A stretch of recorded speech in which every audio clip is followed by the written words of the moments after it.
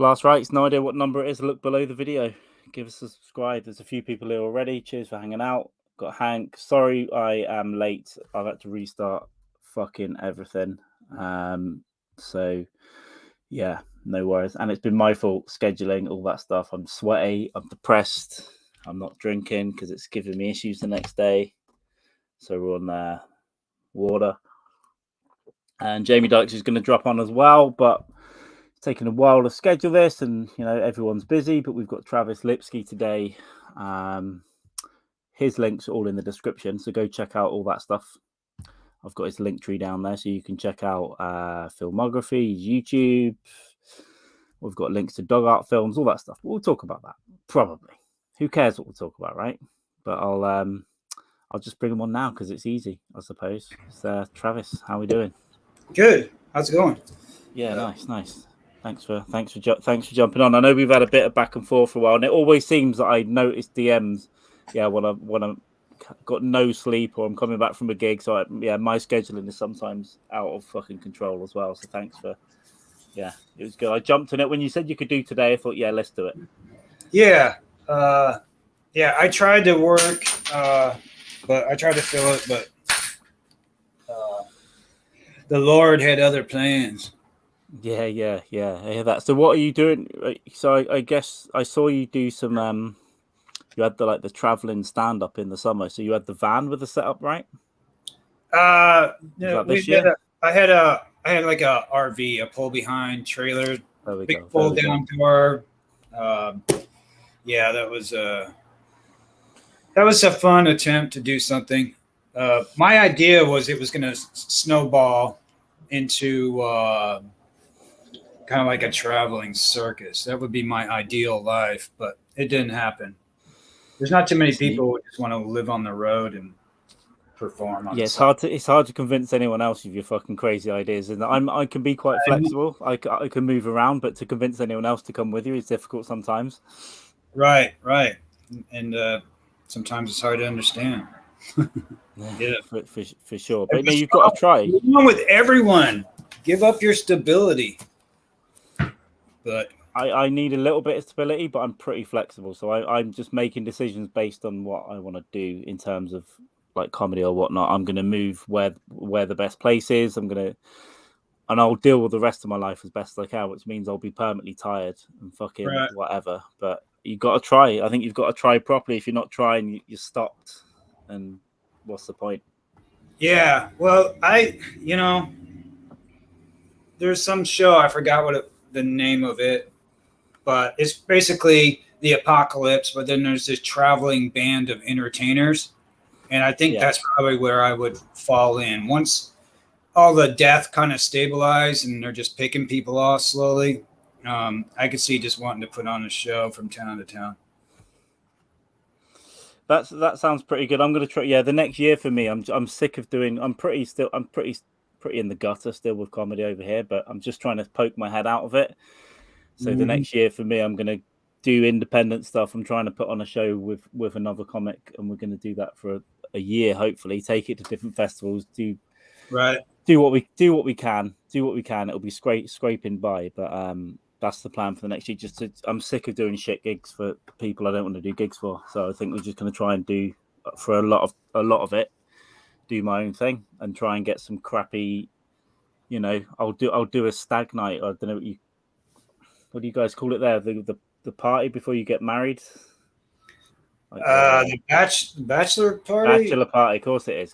We call it a stag night here. So I'll do that for money. I'll come and roast all of you and risk getting beaten. Oh, that'd be a great gig. Yeah. That's what I'm going to try and advertise to that market a little bit. Maybe take a couple of us, because I think we can get a few of them. If you get a few, that'll do, and you get a bit of word of mouth.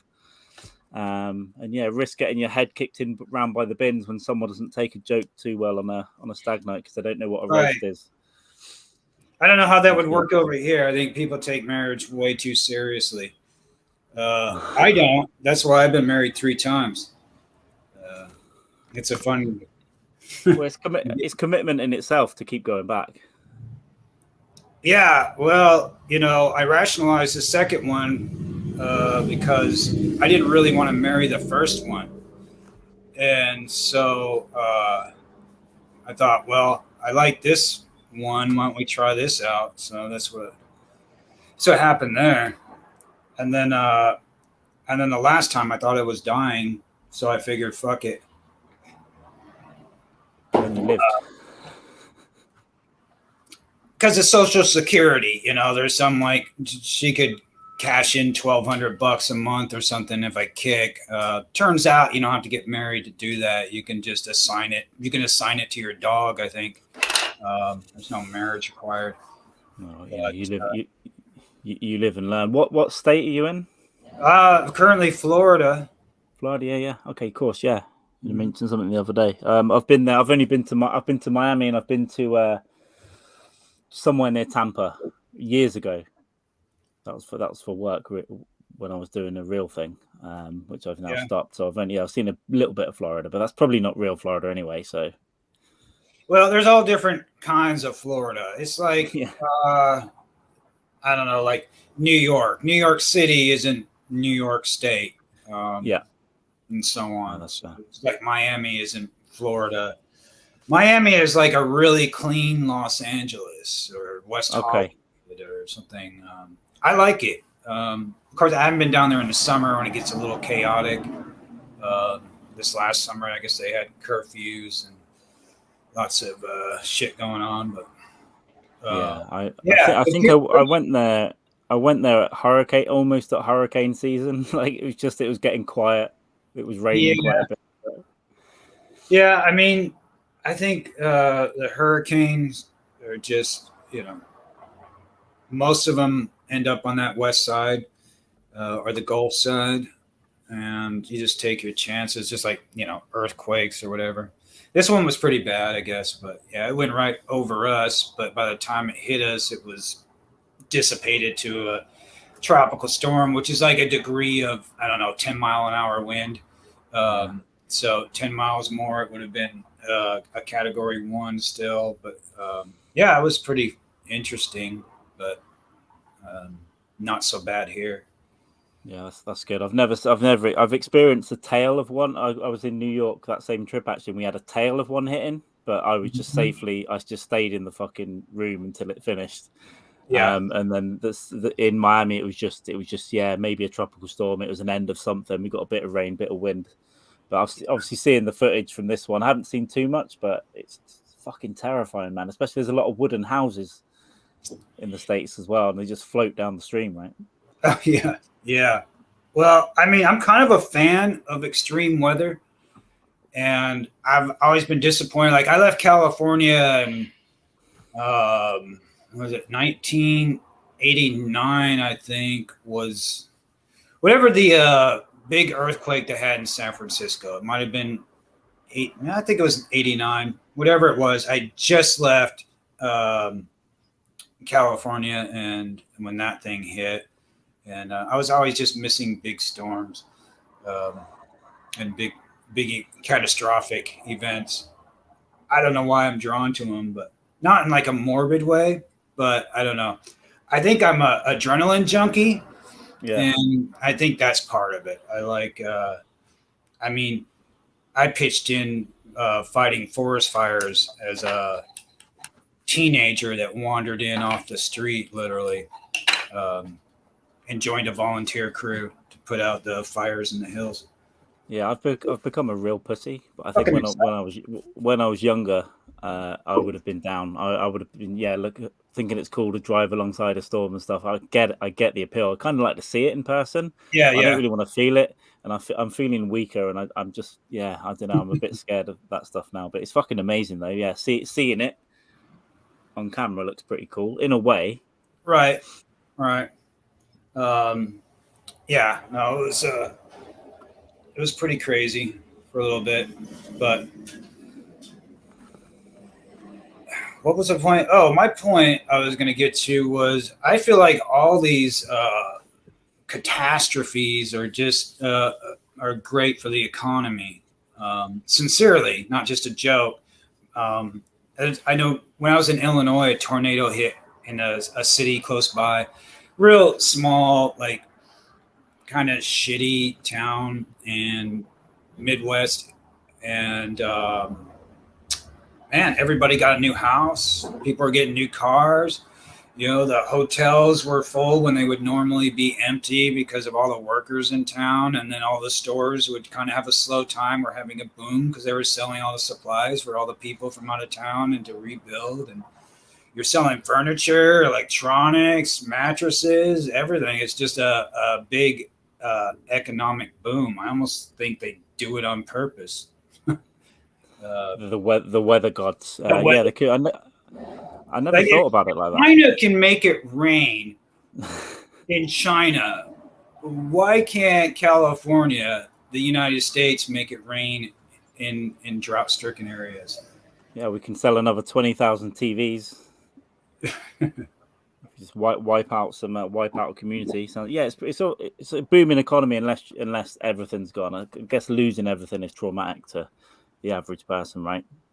Right. Yeah. There's definitely, but I mean, I've never met a victim of a flood, and I've met a lot of those that was ever disappointed. Now, I know some people didn't have flood insurance, and some people rent, and they didn't have renter's insurance, and it's all fucked up. But usually, most people become whole, or better than. A lot of people upgrade after a disaster, and especially nowadays, you got to have insurance for this and that. I remember I bought a house a long time ago, and I wasn't in a floodplain, but I think it was based on the type of loan we had. We had to have flood insurance, and which I thought was stupid, and because it was, but I was paying into a larger fund, I guess, to cover people who do live in the floodplains. So most people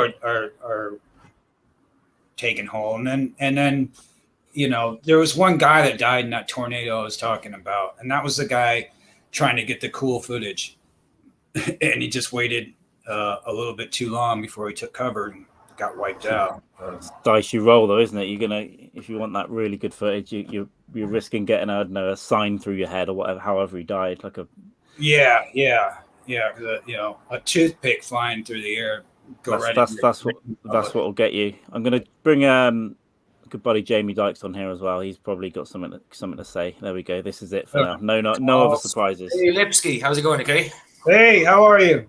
Yeah, I'm good, man. You keeping okay? You staying out of trouble? Yeah. Unfortunately, yeah, it's pretty dull. Get into trouble. I caught the background then. What was you talking about? The tornadoes in Florida? Yeah, just storms. Yeah, just disasters in general, just how they're good for the economy and that sort of thing. FEMA. Good for FEMA. FEMA, yeah. I haven't seen a lot of those guys around, but I think they're busy on the other side. There might be a new subpar series like Treme after Katrina. One of you mentioned talking about films. Which one of you is the film buff? Both of us. We're both into films. I've not ever attempted to make one, but I'd love to do something one day. I know you've got a few up your sleeve that you're working on, but yeah, we're both into movies. Pretty heavy, I'd say. Yeah, love them. Proper place of solace when I even now, like especially when I was a kid, but even now as an adult, it's like a proper place of solace. You know, I would just I leave the house with the intent of going to school. Wait for my mother to go to work, and then come on the back door, open the back door, and just go and watch fucking films.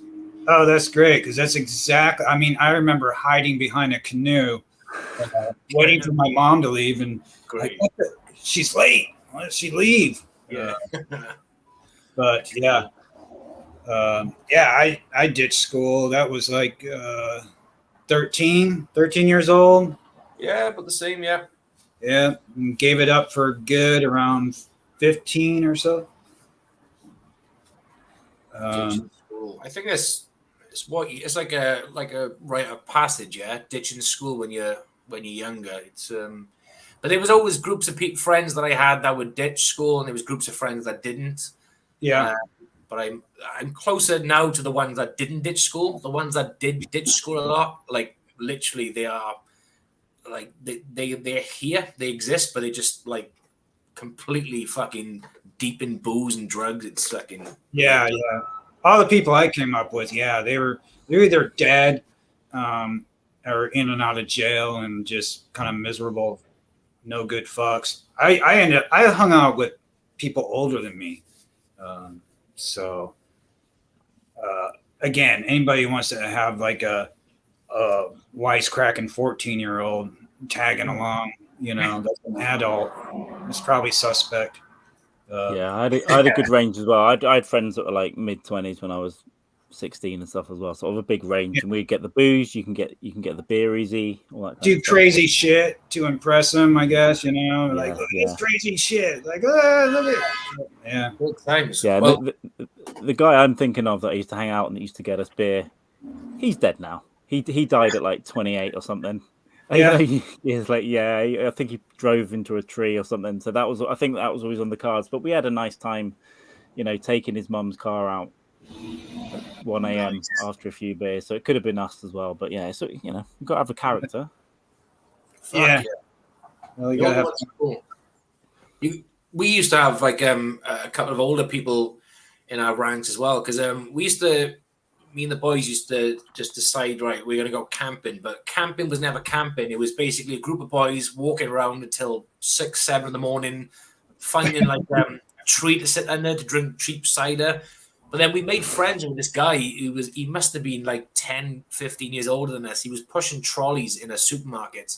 And we met him, and he just became like a friend of ours for quite some time. We used to, on the weekend, go and meet him after his night shift, pushing trolleys around, and then he'd go and buy us beer, and we walked to his place, and then we just fucking leave and just walk on the streets, just like, not the streets, but we'd find just places to walk out the way. Yeah. It was just a good time to be. The other guy that used to buy us beer, I just remembered, killed his girlfriend as well when he was like 19. So the two bit, he didn't know what the story was back then, that he just woke up next to her and she was dead, and he had no memory, just no memory. Wow. And but he killed her. Yeah, I think he went to prison for memory. A Stanhope fan came and hung out. He's from Manchester, and I jokingly, he said he was going to Amsterdam or something for a little vacation, and I joked and I said, maybe you should come to Illinois and watch me shoot a movie. And that was the first film I was shooting. And then he did it. He got on a plane and he went to Illinois, and we hung out a bit. But he, later on, this was after the production, he told me pretty casually on speakerphone that he plotted the murder of his girlfriend, and because she got pregnant on purpose. And so I said, well, you came to your senses. And he's like, no, I knew I couldn't hold up to the interrogation. I knew I would crack. And he said, actually, if I'd have killed her, I'd be out by now. I wish I'd done it. Fuck, man. Yeah. Well, you take the equation of Stanhope fan is willing to just go to Illinois on a dime. There might be some trouble in there somewhere, but it's great crowd. But also, there's a couple of troubled men in there as well. Yeah. There's definitely a few fucking incels in that group, right? Fucking hell. So, what sort of movies do you? So, how long have you been making movies for? Have you been doing it for about? I guess I would say, in earnest, probably 5-6 years or so. I mean, I shot. I did a 2015. I did my first short film, which is a guy and a girl talking in a cafe, and then. There you are. So, yeah, that's when I started. And then that's when I was in LA, and then we went back to the Midwest to shoot a feature. And I just wanted to see if I wanted to shoot a movie and how bad I wanted to it. A lot of people want to make movies, and there's a lot of things I want to do. Like I wanted to surf, and then I found out I don't want to surf that bad. I don't want to make the commitment to the time. I'm not really that skilled, I think, on a surfboard to keep pursuing it. So I just you want to see how much you really want to do something. So I got tired of talking about it and thinking about it, and I decided I was going to set a date and go make one. See. But yeah, I'm just on the third project now, the third feature. Right. So obviously, like anything, any inspiration starts with your love for doing something. So obviously, you had a love of films. What was the thing that, was it a specific movie or director or something that you thought, I want to do something similar? Was there like a specific inspiration to do it? Or just... I think it just all kind of evolved out of looking for the right creative outlet for me, and stand up for me didn't really have that, just because of the repetitive nature of it. They call it a routine because it's you develop a routine, you say the same thing over and over. And I had trouble doing that. Because I'm not good at, if it's not fresh for me, if I don't feel like, I want to get out there and say it, I don't have the ability to sell it to an audience unless I'm in it too. It's weird, but what I found was, anyway, is that shooting a film, it's a creative evolution all the way through. And then you get to the end and you don't make the same movie again. You make something completely different, and it's a whole other creative journey. And there's so many creative aspects to it, I still like stand up. I just like to do it on my terms and not as like a job or anywhere where I got to follow somebody's fucking bullshit club rules and things like that. Yeah, that's understandable. So you prefer a project then, really? Just how you've got this fucking thing, this vision. You can just do it, do your best. When it's done, it's done. Just put it out. Onto the next thing. Yeah. And it's interesting how it all comes, because it's more than just you write and do stand up, and that's pretty solitary. This is like working with people, going out, hustling. Hey, making this movie. Can we shoot a scene in your record store?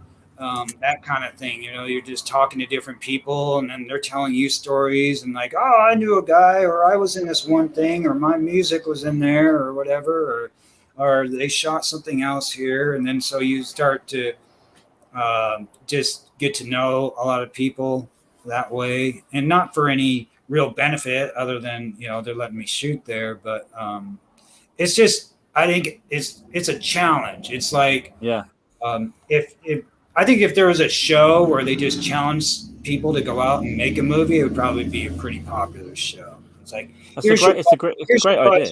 Your town, maybe they already do, but something like that. Here's your budget, here's your town, go nuts, and make something for 5, 10, 15,000. I'll probably do something one day. I'm fascinated by it. When I was a kid, I had before the internet, I guess, I had just the books and movie making books about, directing, editing, all that kind of stuff. And I do like editing video. I'm trying to get a setup soon where I'm going to get into lighting and all that stuff, sort of post-production. I want to learn that stuff. I like the geeky side of it. I like, the shooting side of it as well. I like all the theory of it. I've just never done it, but I think it is something I would like to do, even if it's a short film or a short web series. Right. I can see, and it's completely yours as well. It's completely, you've got to work with other people, but it's coming from you, and you might have to compromise, but and then when it fails, then you can take all the blame. Because obviously, like, I'm not in a band, but I obviously know being in a band is fucking hard work, right? There's a lot of moving parts. You got to make sure everything's fucking working together. This person's doing what they should be doing on bass, drums, blah blah blah blah blah. The songwriting, right? I think coming up with a premise for a film, putting down on script form, and then saying, right, I want to direct this now. Finding the right actors. What soundtrack? It's so many more moving parts. In my mind, it must be so fucking exhausting at the end of the project. You're managing it. You're a CEO, right? You're managing the whole fucking thing. The budget. Yeah. Well, The if it's wardrobe, the like costume. you said, if it's your project, it's that's where all that energy comes from.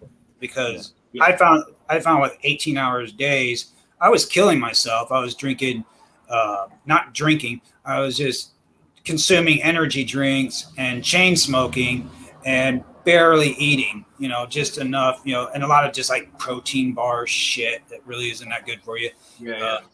Probably better off with a Big Mac, but yeah, it'll wear you out. But the adrenaline of it, when you got people in town and they're actors and you're paying them to act in this thing, and you got stuff to shoot and get done, and then all the little things that happen in that process, you just ride along with, and it is like I think that's it pacifies that adrenaline junkie that's still in me. You know, Yeah. how the fuck am I going to get this done? I can And see you're that, learning. You're learning from everything, right? So the first time you do it, you'll make all the mistakes. The second time, you'll make less of them because you fucking that camera. Yeah. I can't do this again. We need batteries. We need to get Well, permission to even film. there's the little mistakes are, you know, forgettable. The big mistakes are the hard ones. You know, you learn from it. But you know, I turned down some money. I didn't have enough money to finish in 2019 my last project. I was running out of money. I was running out of time, and I had to be out of the place I was living. And I made the wrong call, and I said, "Hey, I'm just going to take it. I'm going to go see what I got, and then I'll know exactly how much money I need to finish it, and then we'll finish it out early 2020." So then the pandemic happened, and then 2 years later, there's just no way to salvage it, and I should have just stayed. I should have accepted that money and shot it there. I felt like I was making some smart executive move. Like, oh, let's take a look and see what we got. I knew there was some stuff we needed to reshoot, so it's like, hey, let's just take a break, use the money that I can get wisely. And I should have just said fuck wisdom and just shot the rest of it. And I would have been able to have a finished product. Instead, I didn't. So this is the third attempt. Third time's a charm. If this doesn't work, I probably will quit trying to make feature films. At least So how long will this take? So you've got plans to go next year? Is that you shooting in New Year or something? Or yeah, so we'll shoot end of January into February for a few weeks, like probably 5 days a week. Yeah. Just so several weeks. Probably like 12, 15 days. Yeah, that's intense though. It's a lot of fucking work. It's not like your 9 till 5, is it? It's a fucking passion, and then you've got post production, right? So when it's shot, you've got to fucking edit it, which is a skill. Yeah. I wish I had an editor, so I had to learn editing out of necessity. Even if you have the money at like low budget prices, you're not going to be able to hire whoever Tarantino hires. You're not going to be able to get, grade A editors. You're going to get somebody somebody wants to make a few bucks. And so if they're not into it, you don't want them editing. I sent the last short film I did. I sent the footage, just one scene, to a guy who was maybe going to edit it at a fair price. And I said, hey, edit this scene and we'll go from there. And he had like, it was like the finished scene was like a minute, and he had 7 jumps around in the camera. And it was just kind of he didn't get it at all. It looked like a TV commercial or something. And that's probably what he spends most of his time doing. So maybe that's just kind of a unforced error on his part. But yeah, you need an editor that understands what you really want. Yeah, you need somebody who's like, I really like this movie. I really want to edit it and make it the best fucking movie, or I want to put my name on any movie, but I want to edit it the best, not edit it competently, which anybody can do, really. You can learn to edit in a couple of months if you're just buy an editing program and watch tons of YouTube videos and just practice. You can learn to edit. Yeah, tough work. I remember, obviously when the Lord of the Rings films came out, right? And obviously, it's a trilogy, it's 3 movies, but they were made like literally one after the other, like consecutively, weren't they? So they were like they shot all the primary footage at the same time. It took them fucking like 2. Obviously, they had the money. Yeah, they had the cash, but it goes down to the energy that would have gone in there. The fucking just like the days of like zero sleep, just fucking pumped into this huge fucking movie machine. Yeah, for years, because for something like that probably took 3 years of planning. Yeah, a year to shoot. 2 years of post-production. I know it's a different thing to an independent filmmaker, but it's the same principle, isn't it? You've got I've seen documentary makers. There's a great documentary called Operation Odessa. It's about this crazy story where these mob guys and these cartels and the Russian criminals, and they're trying to buy a submarine and smuggle stuff up through Florida. It's a great documentary on Netflix. Mm-hmm. But the director was saying, it took me 7 years to make this movie. Yeah, because it took 2 years to convince this one con to meet me in prison in Colombia or somewhere. This other guy that was on the run, that was living in the desert, this like James Bond criminal character. Yeah, it took him years to convince him he wasn't the police and he wasn't the feds. But not just that, funding. Everything costs more than you think, I would imagine, and you might just run out of money. Your credit card's max, and you're like, "Fuck, I've got to take this year off because I need to find money." Right. Cash. Yeah. And documentaries, I feel like are a harder to do one right.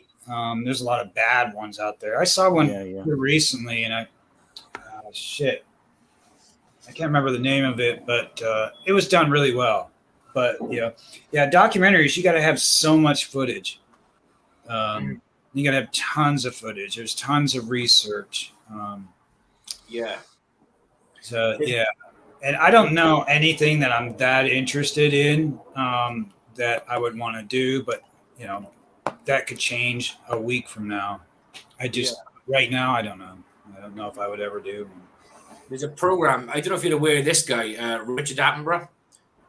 He does a lot of wildlife documentaries. He's got a big one called Planet Earth. You probably hear. And after the end of every episode, they always have the making of a scene of the program, and it's like someone sitting with a camera for weeks waiting for this fucking egg to hatch. Just one shot, or they're just waiting for a killer whale to leap out the fucking water, and they're there for weeks at a time. Yeah, rain or shine, they're just fucking there, and it must be so is it worth it? Is it going to be worth it? So when you watch the episode, it's just a passing shot. It's like, oh, the bird just hatched. Weeks going, what the fuck? Come on. I think about it. I think about it more and more now. If I see a movie or a documentary, I'm thinking about what went into getting that. What went into the writing, the shooting. Are you shooting in the fucking woods in the middle of nowhere? Mm-hmm. That kind of stuff fascinates me. Mm-hmm. Yeah. So what's the biggest problem you've had while shooting? Is that and it could be anything, logistics or police? Well, I had to fire the cinematographer. My first film, I had to fire the cinematographer after the first day. He had a camera, which was a pretty nice one, but he didn't know how to use it. He didn't have the right lenses for it. He lied to me about the lenses until he showed up with the wrong ones. And then he said, oh, yeah, but we'll just use these ones. And it cropped everything down too much. So everything I storyboarded, we couldn't, it would be impossible to shoot. And it would just, everybody would look like you guys look, right? The whole movie would just be like that. It was just that cropped in. unless the camera was 20 feet away. Yeah. And you don't have the luxury to do that when you're shooting interiors. So, and it was obvious he was in over his head. Turns out somebody had given him a camera and he just put himself out as a cinematographer. Motherfucker. So I fired him, and then that next morning I went out. I bought a camera from Best Buy. It was a $700 camera. I found a great cinematic lens on Craigslist from a couple of kids I met at McDonald's, sold it to me. And then we were up and shooting by noon. And then on the third day, the first day this actor didn't show up. He was supposed to show up for his next scene on the third day. And he said he was broke down on the side of the road. I said, send me a picture of you broke down on the side of the road and I will eat this whole day for you. And of course he couldn't. And so I had to fire him, and he was one of the main characters from first chapter to last. So I had to rewrite. I shot a couple more days and moved around from the next week where I didn't need him. And then I had to rewrite in 2 days the entire script to get rid of him but tell this same story, which is more of an editing thing. But there was kind of a kind of a twist. He was pivotal. He was the twist, actually. Yeah. So that sucked. But I mean, I just plowed through it. Okay, I got to go get a camera. So I shot. I was shooting and directing. I did find one guy to help me work camera. He kind of had a drug problem, so sometimes he would just go home and leave me his gear. I'd be like, just go home, and gave him $100 for his gear, and so we just plowed through. But what I find, and what if you ever attempt a film project, you'll find it too. If you really want to do it, if you're all in on it and you're putting all your time and effort in it, it'll gather steam. And a lot of things will happen, what's the word? Serendipitously. It'll just kind of like, you'll kind of create your own gravitational force. And certain people will pick up on it and be attracted to that, and they'll want to get involved. And you'll surprise people, and you'll be surprised by how much you can do, and how many things do come together. Yeah.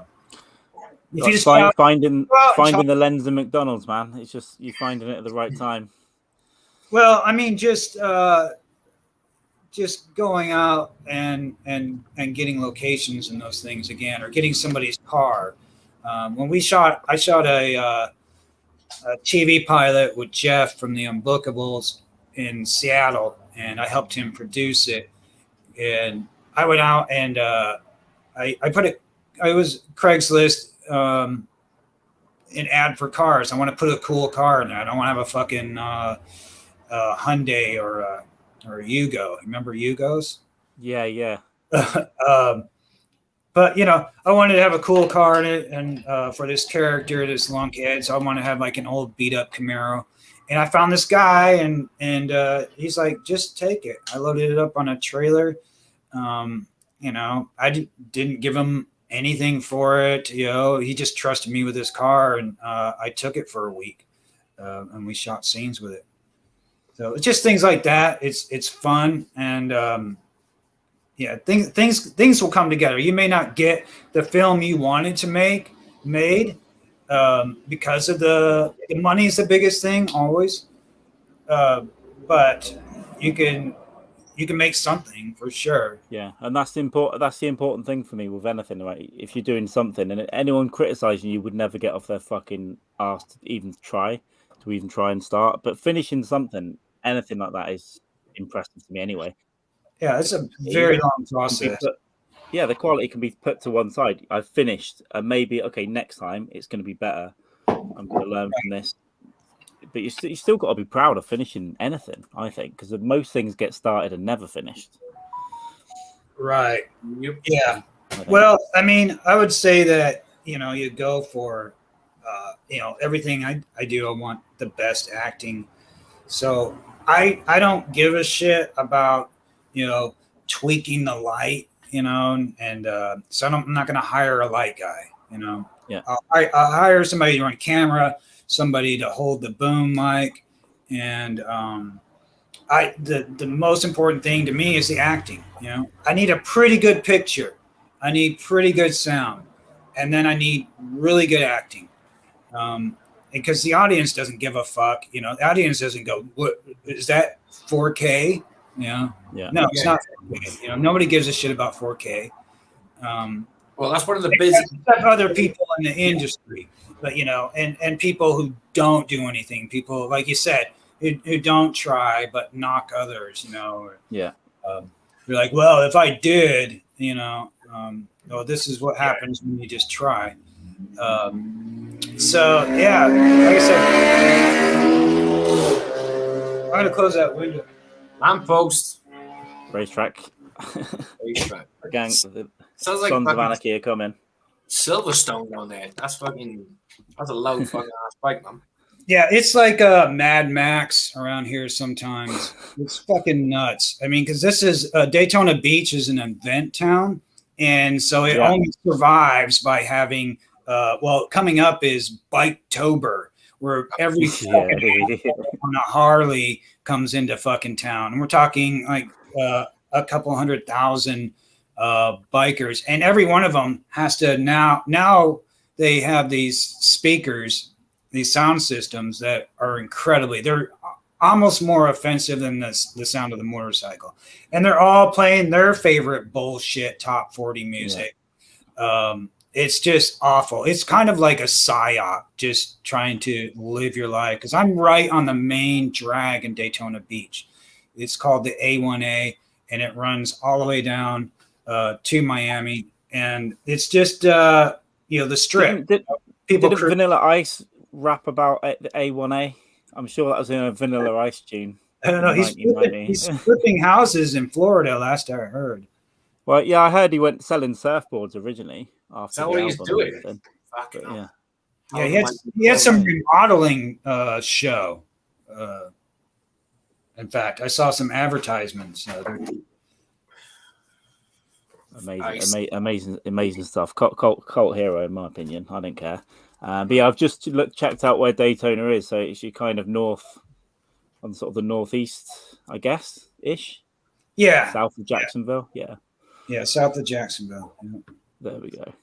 So I'm kind of getting my geography kind of sorted out from there. But yeah, so what is there a part of it that you love more? Or is it everything, like the writing, the shooting, the scrambling for equipment, the adrenaline, or the editing?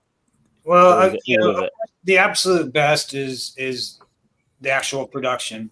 Shooting the scenes. But yeah, that's the best part, I guess. It's the most. I don't know. Once you're locked in and you're shooting a scene, you're just kind of on autopilot. Everything's. You're just trying to get the best takes, and so that even though it's still intense, there's still a lot of things going on, still obstacles being thrown at you. It's the most relaxing period. The pre-production, I like the pre-production too. Like I said, I like the hustle. Can I get this hotel to let me shoot a scene around their swimming pool? No, I'm going to the next one.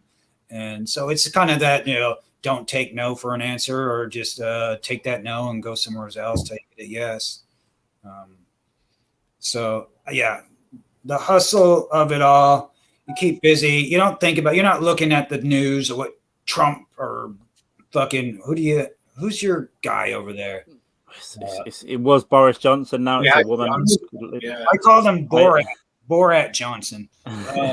Might as well have been. Fucking hell. Yeah, I don't like looking at that shit anyway. So if I have something that I can focus, that I can't look at it because I'm too fucking busy. Right. I don't give a fuck about anything else. I'm in a great mood. I never. One thing I don't like is there's some people. There's the intense movie nerd, filmmaker nerd, that just makes it seem like it's the most important thing in the world at the expense of other people around them. I feel like it's the most important thing in the world to me, as far as I'm giving it, all my attention, and I'm not slacking off, or I'm not playing director. I'm not playing a filmmaker. I'm very interested in sincerely making the best movie possible, and hope that everybody has fun. And we always have fun making this stuff. So it's never a drag on the set. No one's like yelling, except for one time. Yeah, it's there's filmmakers around. I was hiking somewhere in Los Angeles, and this film crew, obviously independent guys, but they were carrying all their gear through, and they just acted like the people who were there to spend their money in LA and check out LA were just all a big hassle for them, and they were just kind of dicks. And I ran into a lot of douchebags working for free on film sets when I was in LA, just to learn the ropes and to see how the whole thing went. There was a lot of egos at every level, every level of filmmaking, whether they're making $100,000 film or $1 million film. So I can't even imagine what it's like for some people. I hear it's grueling. I don't know if you remember that. What's that show? Arrested Development. Did you ever watch that? Yeah. Oh, yeah, with Jason Bateman, right? Ozark guy. Yeah. Well, the original run, when it came to an end, like all the actors were like crying, and because they said it was the best, most wonderful experience they'd ever had making films as professional actors, or making a show. Just because it's so brutal in general. My cool. I like that. I like to, that we're having fun, but we're being serious at the same time. And that's about my whole diatribe about making films. It's got to be fun. If it's not fun for everyone, then everyone's just gonna have a bad time, and it'll probably turn out worse. So why does anyone want to have a shit time? Be serious, but enjoy everyone's company while you're shooting it. You're like a little family for however long, 2 months, 3 months, however long you're shooting for. Yeah, well, like in my case, I have people fly in, and they're there for a few days, and then they leave. And so do you ever use like student filmmakers and stuff, like aspiring students to like help you along with your projects, if to make it cheaper on the side, or do you not? No, I wouldn't say no. A lot of students are those film snobs. Goes back to that. I can see that, because they're looking for a degree in it, so they're there to get a degree in their filmmaking, and they're just. I'm sure some of them want to make movies as well, but a lot of them just want to shoot food, and that pays a lot, to shoot food.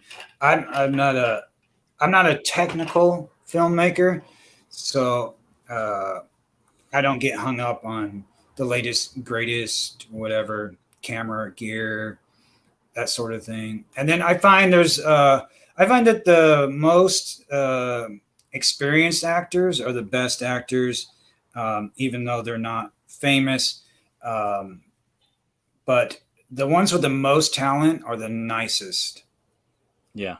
I guess is my point. I've worked with some almost, I would say just about zero talent, and the demands and just the attitude right out of the gate. Like, I do casting. I do all the casting. And I had an actor just recently inquire, and he's like, "What's your distribution plan?"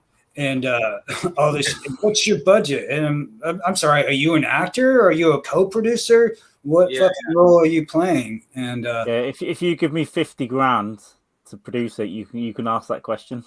Right. Yeah. To me, I mean, if you're an actor, I mean, we wouldn't have any great actors if that's how they started out, you know? Oh, fuck. Most definitely. Yeah. Most. Right. You want actors that are like, give me a fucking great scene to do. I don't give a fuck if this movie goes anywhere. I'm going to do this great scene. I'll have a great scene on my reel.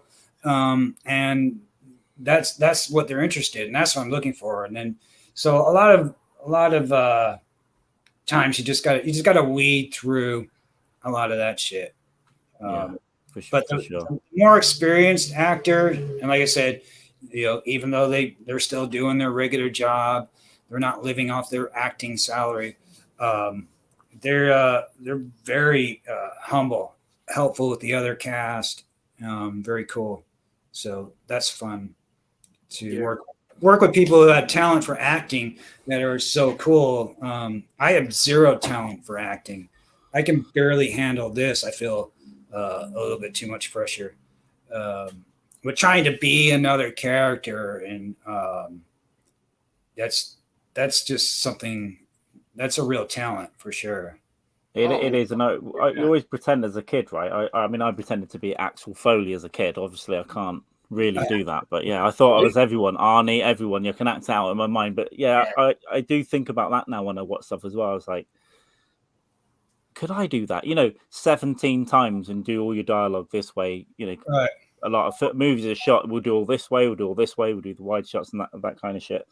Can I do it over and over again and just be brilliant every time? And right, or even be that same character, without like, what if you got to do an accent and then your accent slips, on take 3 or something. It's just it's a hard job. I mean, it's a hard craft, sure. Yeah, definitely. I mean, for an actor that does a good job, I gotta give him credit, because it really takes a lot of mental energy to just be able to block everything out, especially like I'll shoot scenes out in public. I have no permits. And they just block it all out. They just, like, the camera's on, this is my scene, and they chew it up, and it's fun to watch while they're doing it. Sometimes I've never seen it. Obviously, I've been to the theater and stuff, but I've never seen a shoot where you just hanging around, you're trying to find a setup, and then the acting turns on. That'll be really fascinating to see. I studied drama. I went to college for 2. I'd done a drama course, and then I went to university. I'd done a year in university doing performing arts acting, and I'd done a couple of plays. And you know what? It's a fucking weird environment to be in, because you spend months rehearsing for a play or whatever. Then right, in the next, out of nowhere, then it's a week until show day, and you've got 20, 30 people are going to come and watch you perform, and you're going to get marked on it and whatever. But as soon as them fucking lights go down, and it's like, it's fucking, there's no you anymore. You've got to fucking be a character. And then you're thinking, shit, I don't remember this line. I can't remember how this goes. But then it sort of flows. You just adapt it naturally. Yeah. One of the things we learned when I went on to university then, the first year there, we were told just to be yourself. Just don't act, don't do nothing at all. Just be yourself. Have a conversation with the guy next to you, and then they set up a camcorder, and they were like, "Keep going." I was like, what? So you keep going, but when they play it back, you are different to how you are in real life, because there's a camera on you. Right. Yeah. So that it was like an acting experience. It's a skill to forget that, right? Because even, I mean, a few years ago now, when I started doing anything on YouTube and stuff, at first I'm like, sometimes now I still get a bit anxious. I'm like, fuck, and then it's fine. But you can just get over that. But I guess acting's the same way. You've got to just forget. Yeah, you can have something pointed in your face, but you've got to do it now. The same as you were doing it in the shower this morning. Yeah, that's another part of that talent. And it's just getting used to it too. That's the experience part. But you can see an actor know the camera's on them, even though they're not looking at the camera. It's almost it's weird, but you can see, I see a lot of auditions, and I always tell them not to look in the camera, but there's always this like kind of pull of the eye, even though they're still looking away. Yeah. They're still kind of, I see that camera. And I guess they've got to know where it is, right, to be able to perform a certain way with their marks and stuff. Right. You've got to kind of be aware that it's there. Apparently Brando had a really good knack for it, as in he wouldn't learn his lines, but that's a different fucking story. But he would walk into a set and he would want to know exactly where certain cameras. So he would speak to the director. His director's job is to direct. But he'd want to know specifically in certain scenes what camera was going to be where, and if a camera was going to be on his face, if it was going to be on the side. So he sort of knew how to adapt to the role, that character, to put on different expressions for different bizarre interviews. So right. Some of the which director? I think it was Elia Kazan. I think it was the director for On the Waterfront. On the Waterfront, yeah. And he said working with Brando it's like working with like an instant genius. As long as he knows exactly where the cameras are going to be, he'll fucking deliver, and he'll just deliver to that camera the perfect thing. I need to go on a Brando rabbit hole, because obviously he was fucking amazing, but he was also a lunatic. Like all the crazy shit, dyeing his hair ginger and turning up fat for Apocalypse Now, fucking everyone.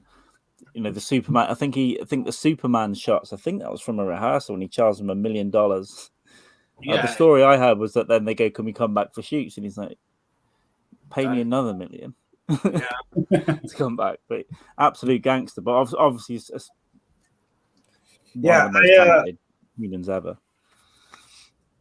There was an actor who's done a lot of Tarantino stuff. God damn, I forgot. You saw Kill Bill? Yeah. He was in what was he, Mr. Black in Reservoir Dogs? What is that actor's name? I'll look it up. As soon as I know it, I'll kick myself. Yeah, I know, yeah. Because we talk about Reservoir Dogs all the fucking time. Madsen, Michael Madsen. Oh, Madsen, right? Yeah, he's Mr. Blonde. Yeah, Mr. Blonde, that's right. Yeah. Well, I was talking with when I was trying to work with the actor in Kill Bill who played the preacher, who married what's her name, and anyway, so he's directed stuff, and he directed Michael Madsen in a couple of projects, probably in like the 90s, and he was telling me all these Hollywood stories. But he said with Michael Madsen, he was drinking so much that he had to feed the lines to him in his ear, but he couldn't hear it unless he turned his head. So he would turn his head and to listen to the line, and then he would deliver the line. And then I was thinking back to the movies, and I saw him in. I was like, you'd think it's him being cool, you know? Hey, that's and he goes, well, you know, like, I'm gonna have to watch it now. I like that inside baseball shit. That I guess that's my one part of. But I'm sure Tarantino was happy because like you said, it just looks cool. So it's part of the character. Then it looks cool, even when you're listening. But I did hear who's the big guy in Guardians of the Galaxy. That's escaping me now. I'm going to kick myself. Chris Pratt. No, he's the monster. No, he's a wrestler, isn't he, or something? I don't fucking know. Yeah, he was a wrestler. It's gonna fuck me right off. I had an interview with him on what's his face, Michael Rosenbaum, who played Lex Luthor. He has a podcast and interviews a lot of these actors. But he was saying, he had an earpiece because he just can't remember anything. But he said it's super common. It's super common now in a lot of movies. Dave Bautista, that's it. Yeah, it's really common now for actors to have earpieces like these days. Brando don't learn their lines and they just have the earpiece and you can't tell because the technology is so good now. They're small, they just fit in there. Johnny Depp does it. Brando used to do it when they become a thing. Johnny Depp is infamous for fucking having earpieces. I guess it doesn't matter as long as the performance is good. As long as the performance is there, you could argue the case is kind of fucking lazy. Is it the same as going to watch a band do a gig and they got the lines? I don't know. But again, someone doing a 3-hour play is impressive where they fucking memorized everything. That's it. That's super impressive. And there are actors like that too. But I don't really care if you're reading it off a card or if the performance is great on the screen. That's it. I can't remember the actor. There was a film, and which actor was? We should do a show called I can't remember the actor, but I think that's basically what it is. Like, what the fucking guy remembers his lines, does everything, but it was a specific scene in a film, and he said the only way this is going to work is if I don't know my lines. So he said, I want you to put the lines up on the wall, and I need to be in a state of confusion. What film was it? Shit. But yeah, so the director basically cut that part out of his script, put it around the scene, around the set, and this actor was walking around like looking at the walls, trying to figure out like which line goes where, and it worked for the for the bit. Like it worked. In the scene. I think I heard that story. I just don't know who that was. Me too. None of us know who it was or what. And it was great. I know. Recently there was a. Chris Rock is doing a film with Christian Bale soon.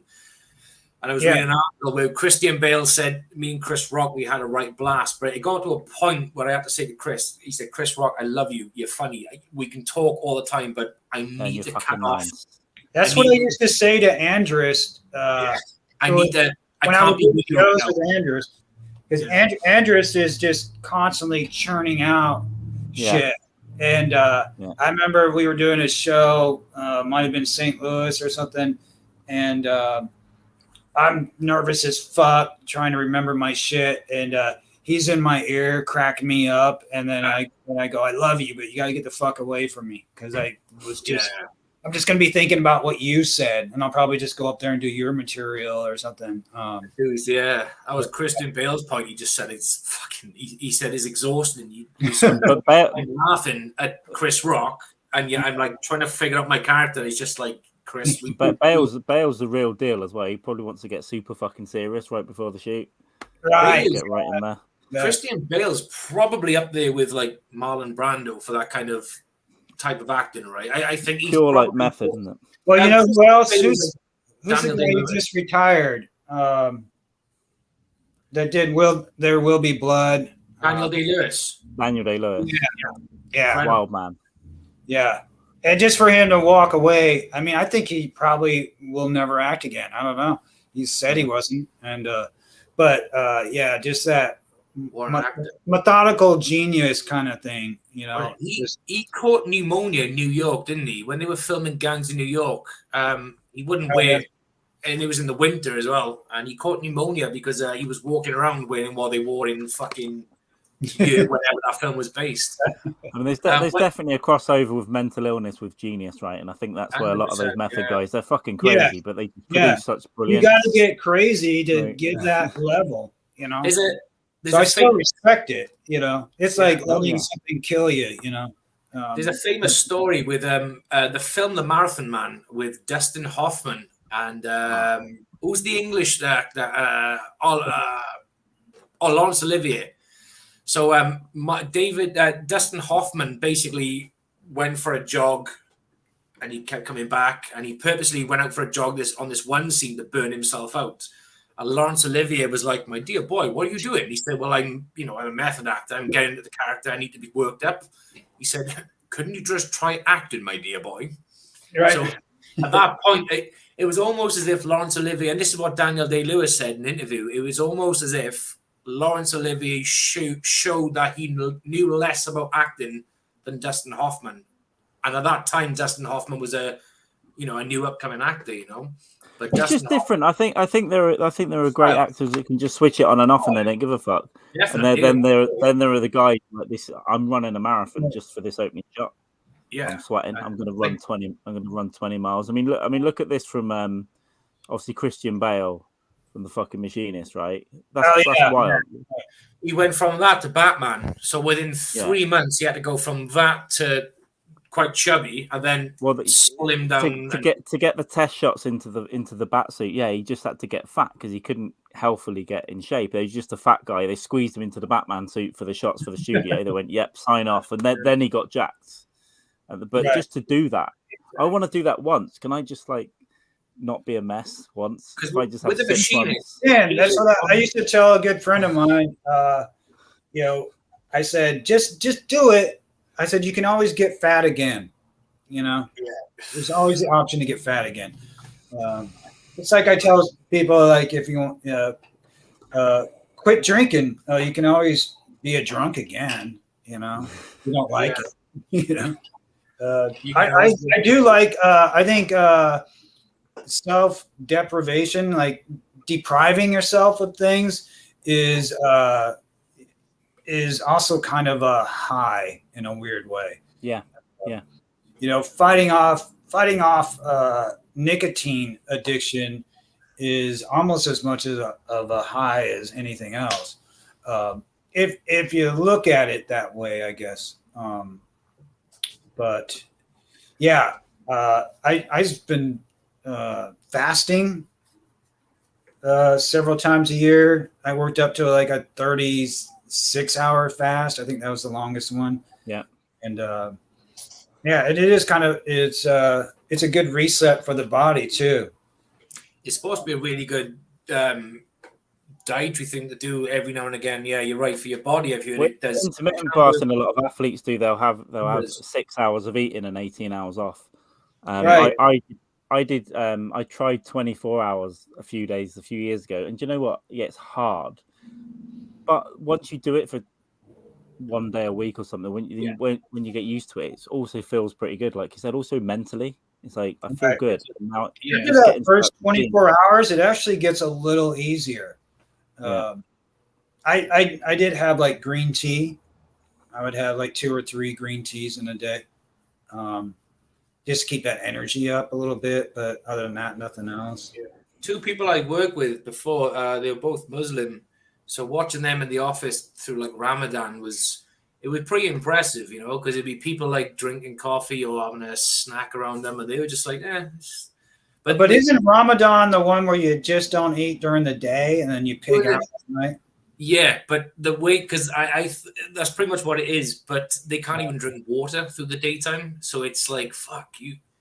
So Jamie, when I was in Cardiff, my neighbours upstairs were Muslim, and every year the parties would be at 2 a.m. So I think they just have fun at night. They feast like fuck.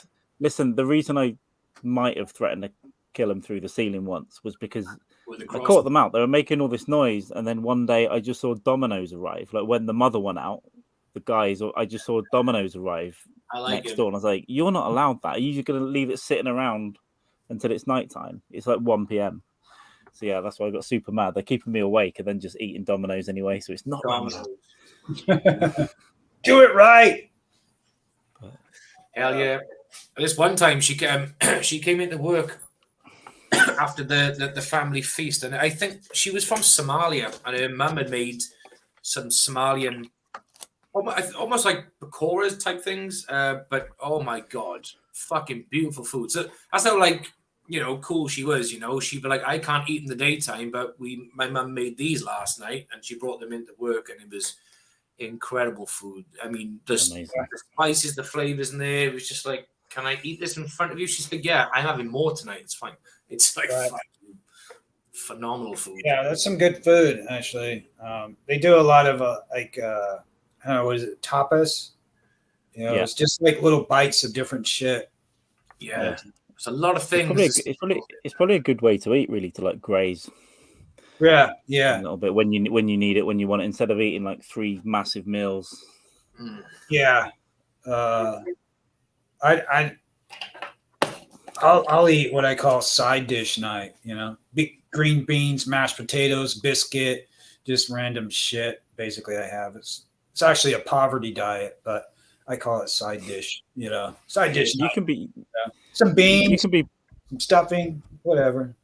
That sounds. You can be pretty healthy, I think. You can get there. For me, it's just mental at the moment. I'm a bit chaotic. I'm not sleeping good, so I'll be good for a few days, and then I'll just fucking blow it. I'll have a day. I'm having pizza, a couple of beers, and it's just it fucks me up, and then I feel like a piece of shit, and then I think, well, I can just do one more day being a piece of shit, and then 3 healthy days, and I'm in that at the moment. I need to just. I do that with baked goods, though. That's my weakness is baked goods. Like a fucking cinnamon roll, just a nice baked, sweet baked good. Love them. Yeah, I used to. I don't eat so much sweets and chocolate as I used to, but things like fucking pastries now and stuff. I'm a savory guy. Even chips and pastries and stuff. I can put some of those away. Yeah, I've recently gotten some. I stopped for a cheesecake yesterday. I didn't need, but I heard they were really good, and so I got it was just a mini cheesecake too, and but I felt kind of like an addict. You're like, I gotta have this fucking shit. It was delicious. It is a drug. It is like sugar and shit. It's a drug. Yeah. And for me, food for me, like pizza, I'll fuck up a pizza. I'll eat well. But if I just think about, I'm watching the pizza show on Netflix right now, like Chef's Table. It's a beautifully shot thing, and it just makes me want to eat pizza. First episode's the best, but I know what you mean. You just sit there, want to watch, just eat fucking pizza. Speaking of that show, the first episode, I don't know if you've seen it, Lipski. It's just this one specific part. What's it on? Netflix. It's called Chef. Netflix. It's fucking great. But the I first episode. I wonder if we can share accounts. I was sharing an account and I got cut off. They didn't know I was sharing. I'm running an Airbnbs, and so people come through and they don't log in. They don't log out, Yeah. And so I use their Hulu and their shit until they catch me. Fucking don't blame you. It's a good plan. It's a good plan. One guy in the first episode, he's from like New York, and he creates some of the best pizzas in the state. And he had to stop cooking pizzas because he had what's called baker's lung. He spent so many years cooking pizza. The flour and the smoke from the burning wood fucked his lungs up. Yeah, the doctors told him he's got to give up his life passion. He's like, he moved to Arizona and revolutionized like pizza basically. But he cooked so much. He was cooking a little bit for the show. I guess he'll come out and make a couple of pizzas to make him feel like he's running it. But he had to that was his life's passion. And he had to let go of it to teach other people to do how he makes it. I've never heard of baker's lung. Baker's lung, apparently, yeah. It's I was like, no fucking breathing in way. flour for a lifetime, and the smoke from the pizza oven just fucked him up. That's how, because he was in the kitchen, wasn't he? For practically most of his life, just in the kitchen, just. It seems like we're all just at our base subconsciously driven to do something until it kills us. Because it seems like everybody who has a passion, it fucks them all up, Even if if your passion is building houses, and you love swinging a hammer, when you're 65, you're all fucked up. My dad is 74 and he's still working, and he's built his whole life. He's still he's limping and he's still carrying shit around, and right, shouldn't be. He's probably going to die on a fucking site, but he would die if he didn't do it. That's what I think. Yeah. He needs something to. He's been doing it for 60 years or something. Yeah, I mean, I found like building houses. I did that for a little while. I did a lot of remodeling and construction work. I like that work. I did it for a couple of years. Yeah, it's satisfying. If you have to do it forever and do a bunch of shitty jobs, and that's different. But I always have to be doing something with my hands, or I kind of go nuts. So I'm a lazy. It is. I think that just goes back to human nature as well, isn't it? That it's satisfying to get over your hands dirty, or to even if you're shooting a movie, you're fucking doing stuff, you're putting stuff together. That's right. I don't know. It's physical. Yeah. The little I do is I've started to develop a skill for like painting my house. It's something, man. It's something very basic, but also like my garden as well. I literally last year I completely revamped my garden, just pretty much myself. And I was there I was there last week. You've got the decking plan. Just do little things. YouTube will teach you to do fucking heart surgery if you want. If you want to lay a bit of decking, just watch YouTube for hours. Just watch. That's how I fix shit on the car. Like I don't know. Let me look it up, and there's 10 fucking videos. Sometimes they take a long fucking while to get to the point, but you can learn a lot. You know, I call YouTube America's, but really it's the world's community college. You can learn a lot of shit. I learned a whole new editing program in about 30 days, just watching YouTube videos and doing what they were doing, you know, as how they showed it. And then I got sciatica from sitting in a chair for 30 fucking days. Yeah. So, there's probably a YouTube video on sciatica cures, though. Oh god, there's so many YouTube videos. That's the thing. Whenever you have something that's ailing you, there's a ton of YouTube videos that won't help you at all, but you can waste a lot of time.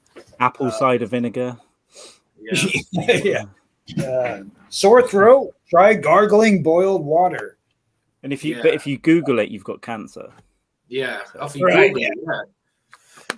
A couple of years ago, I woke up like 2-3 in the morning, and my chest was tight, and I was having palpitations. I was like, "What the fuck?" And so the first thing you're gonna fucking die. Fucking heart attack. I ended up fucking phoning an ambulance because all the signs on Google was like heart attack. It turned out it was just a fucking panic attack. One of the first I had, and I was like, "What the fuck is this?" When was this? I didn't know about this. I was just fucking years and years ago. This is years before we met. Yeah. Like, so what was it? Was it heartburn or something? No, it was a panic attack, basically. Oh, panic attack, yeah. Well, that shit's real. I fucking just woke up and I just couldn't breathe properly. It was all over. And literally, like Carl said, I Googled it and it was like, "You're having a heart attack, call 999." So I fucking did. And they came and they took me to the hospital. And they said, "You just had a fucking panic attack." I was like, "What the fuck?" Did they say pussy? Did they say you pussy at the end of the sentence? Yeah.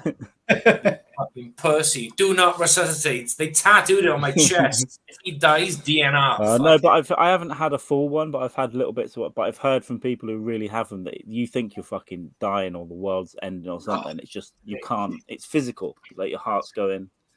I would get that, but I would just drown it in alcohol.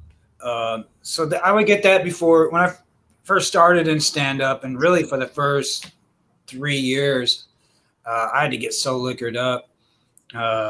Even just like, because I would do the open mics and I knew my name was coming up, and then I would sit there just freaking out internally, pretending like I was all cool.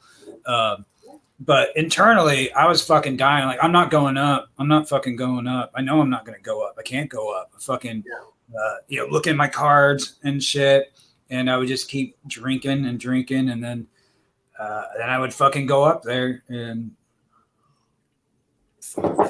it was a weird thing. Without alcohol, I probably would have just fucking had some panic attack and fallen over or something. I'm trying to. Jamie knows I'm trying to restrict my drinking because I've done it all. I've done it all. I'm trying to get to the once a week, but if I'm gigging or I'm out late or I'm stressed, I'll have a drink. Yeah. But what I'm noticing lately is 2 or 3 days in a row. That's why I'm not drinking today. The next day in the afternoon, I start to get really fucking depressed. Like about 4 p.m. I just start to feel like, what's the point? I had it today. I had it like 3 hours ago. So but I know in a few beers it'll be cool. I'll get buzzed. It's great. But then I don't want to have to do that every day. I can't anymore because it makes me too sick. I used to do it when I was younger, but now I love drinking, but I can't do what I used to. Oh yeah, no. I had my fun with booze. I drank more than a few people's share of booze, and so now I just don't do it just because it doesn't interest me. I microdose shrooms on a regular basis. I'm hearing good stuff about this. So I haven't done this, but I've macrodosed a few times, and it is something that I feel I need to do every 6 months now. I'm due one, I think, just to go and have I'll go and ask the mushrooms questions about my life and then make decisions based on it. I've never done like a huge dose. I've never done the heroic dose, the whole. Oh, yeah, me too. But I don't do it much. Yeah. I've done a moderate dose. I did one recently, but normally I'm just like a cap and a stem, or even just half a cap. I throw it in a cup. I brew some tea. I drink it. It's in and out. I can be fully functional. I can do whatever I want. Like if I go drink, that's all I'm doing all fucking night. You know, there's not like, oh, I'll go have a drink hour and then do something productive. And I don't think I ever had a great idea while I was drinking. I've had a lot of bad ideas I thought were great at the time I was drinking.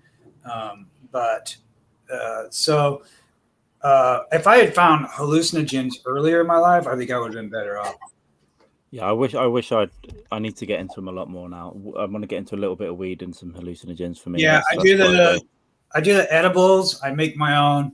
It's just like just a mild, dose. Like I said, something you can still be functional. I don't get stoned. I get a little mild body high, and because I don't smoke anymore.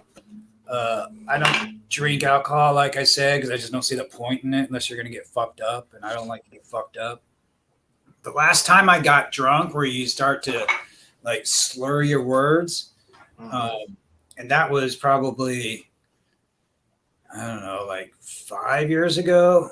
I felt so fucking stupid because I caught myself. I was just being aware. I had started doing shrooms around that time too, and I was just so aware of my intoxication and slurring my words and just remembering how I don't fucking really like this shit. I just do it as a mask. Is that? That was Jamie last weekend. Yeah, dude. I remember not being able to get off the floor. Just fucking terrible shit. No, I've been there. I do it. I do it too, but it's not as regular as now. I can't get to what that happened point now. Shortly after that, I woke up and then we were just drinking whiskey from a bottle, just because. Yeah, me and you started drinking your present. I went to his house for an anniversary, and we put one on. I think it was a heavy one, but yeah, those are good. Starting out the day, or waking up drunk and then continuing to drink. I remember doing that tons when I was young. Yeah, me too. 10 a.m. cider I used to like. You crack a fucking warm beer and just keep going through the day. Fucking jump in the car. It's a mood. It's a mood, I have to say. But yeah. My father's now in his 60s, and he was a lifelong drinker, but he gave up a couple of years ago. He just smokes weed now, but he still goes out to the pub with his friends who are still big drinkers. And he said, I love nothing more than sit in the bar stool and by about 10 with a pint of Coke, and they start fucking crumbling. He said, I love it. It's brilliant. He said, I observed what I was like years ago. He just watches everyone just fucking get into that state you said, where you can't speak, you can't move. And he's like, I'll drive you home nice and safe. No problem. Yeah. But you find your social life shrinks a lot because what does everybody do? Come by, we'll have a beer, Yeah, he don't go out as much as he used to, but it's nice now and again when he does. He just goes out and just watches his friends. It's I like the social part of comedy, right? Before and after a gig. Yeah, some people I don't see people as much as I used to, so we'll have a couple of beers before and then a few after maybe. I love that, but you can always be 3 a.m. and you're around someone's house and there's all kinds of things being brought out on a dinner plate. You've got to make a decision now whether or not to stick those in you. So I'm just trying to limit that. And the other thing is I'm feeling really productive. Like I don't know whether it's ADHD or something. I've got a lot of ideas, and if I'm fucked up the next day, I can't do anything. I don't want to write. I don't want to plan anything. So I'm trying to get more of those productive mornings. That's another reason. Well, I mean, I feel like it's like an evolution. Like if you can only do so much. And if you want to do other things other than this thing, you got to let some stuff go. But some people can be blotto all the time and be really productive. I don't know who they are, but they're huh? Brett Brock. Oh yeah. Yeah, he's got a pretty controlled environment, I guess. It's him in the drawing pad. Yeah, him and the 3 huskies. And the 3. And then yeah. We visited him in Nashville. His house has been destroyed by those dogs. It's a beautiful house on the outside. Inside, just and he's just learned to accept it. You know, it's like until they are no more, this is the way it is. Yeah. Well, I'm worried about that. I think he thinks it's not going to be long before they start going. They're pretty old, and yeah, I'm worried about Brett at that point. I think he'll need a few days. Yeah, I've got my dog here. You can see her. It's a little dark. Oh, I can see the red collar. Oh, nice, yeah. What breed is she? She's like a lab mix, so she's a small Labrador, and I've had her for 13 years. And wow. I'm thinking murder-suicide is our best path. See how the movie turns out, or make it. That could be a final live stream that finally gets your movie. I'm gonna have her taxidermied or something. It's gonna be so hard to just not have her here. You know, it's just it'll be just like any other person that you love dying that was there every day. And I got a border collie. He's 14 months old now, so we've got a long way to go before we start thinking of murder suicide with the dog. But he's a good dog. But as Carl knows, when we podcast quite often, he'll jump up in the window and bark like a fucking raving psychotic at someone. It's my dog will bark only when like if somebody came up and pounded on the door, she'd be like whoop whoop, you know. Yeah. But other than that, we walk the neighborhoods, dogs go ape shit, and we're just strolling along, and she just looks at him, and then fuck you. It's a pretty chill dog. So that's what you need. Right, gents, I've got to go and get some food. My food is cooked. All right. Yeah, I'm thinking I'll have to wrap this up in a little bit, but yeah, no, I'm kind of beat today. As I said, 3 hours ago, I was laid over there in this position, and then thinking I've got shit to do tonight. Gimped over. But Lipski, it's been a nice chatting to you. We spoke before one podcast. It's nice speaking to you on this one as well. So we'll do it again soon. Carl, always a pleasure. I'll speak to you later on. I'll see you in a bit, man, and we'll wrap this up in a second. And yeah, Travis, honestly, thanks so much. It was good to get talking today as well, and it's fascinating about the movie stuff. If I'd have had more notice than yesterday, I would have gone through more of your stuff. I watched the reel today that was on YouTube for. I'm gonna forget the fucking name. It was a reel from Murdersville, was it? Yeah, I got a few. Send me the link. It was a good one.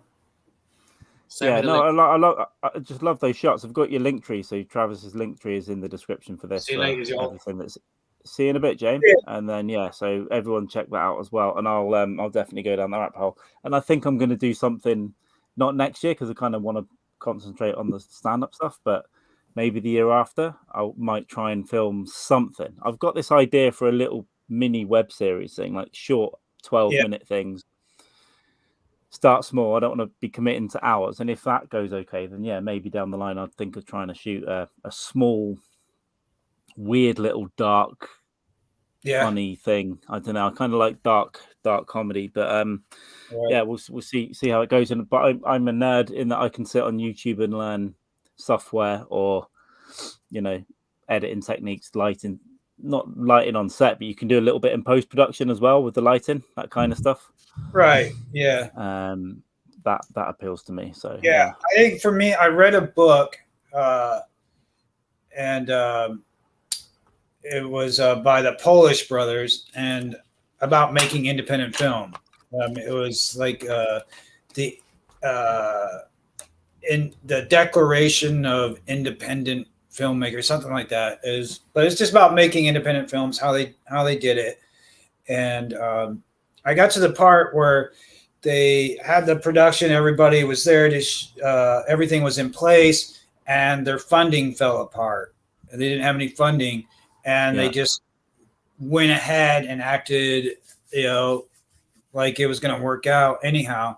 And that that's what got me to think, all right, I don't have any money either. I'm going to start from there, and I'm just going to put it all together, and somehow the money will come and we'll shoot it. And so when you go to take on your thing, don't worry about the money or all that stuff. It'll just come together.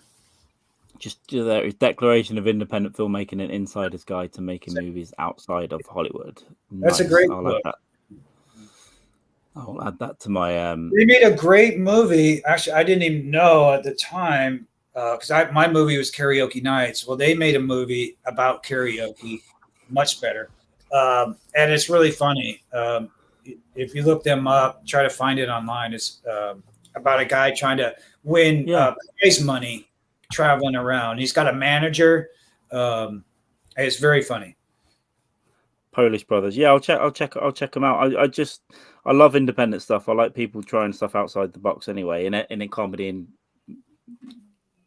stuff and everything. So yeah, I'm definitely going to check that out. And I think I'll let some ideas hang in there, and I'll see how I feel maybe next year, maybe the year after. But I think because you can shoot pretty good stuff on reasonably priced cameras now, like you said, you get a lens, you get you can make little dollies and stuff, and a little Steadicam. A lot of image stabilization is already built into stuff these days. Yeah. Or you just put it on a tripod, and then it's just that. Jackpot, I think, is the name of that one. All right, I'll make a couple of notes there, and that'll be one of these weekends coming up. I'll probably spend a day going through their shit. I got one more recommendation for you, and that's Vincent Gallo. And have you seen Buffalo 66? I don't think I have. I know Vincent Gallo. Yeah, watch Buffalo 66. To me, that's like the perfect. There's some names in it, but but they're known for doing like independent film. Angelica Houston was in it. Christina Ricci. Yeah, Christina Ricci early on, but to me that was not a wasted moment on film. In the finished product, it was just solid all the way through. Awesome stuff. Yeah, I will get onto that. But Trav, you should probably wrap this up in a second. Hero character, but before that became popular. Oh wow, okay. Yeah, there's so much good shit to get through, but I think it is. I forget about things that I want to do as well. I get a lot of things that I want to do, and then I'll forget for 6 months, and then it's like, having this conversation, it's like, oh yeah, I do want to make something. I was thinking about that last year. So eventually I'll have a heart attack and that'll be the end. But right. There we go. But yeah. All right, man. I'll probably wrap this show up now, if that's all right. I'm just gonna, if there's anything else you want to say, I've put, for the handful of people that might watch this, there's Travis's links are in the description for the link tree. So get involved, all you psychos that will watch this, and watch everything that you can that's on YouTube and all that stuff. And so apart from that, if there's anything else you wanna sell, no, just go out and make shit. There we go. Go out, make shit, you lazy fucks. I'll end it now on that.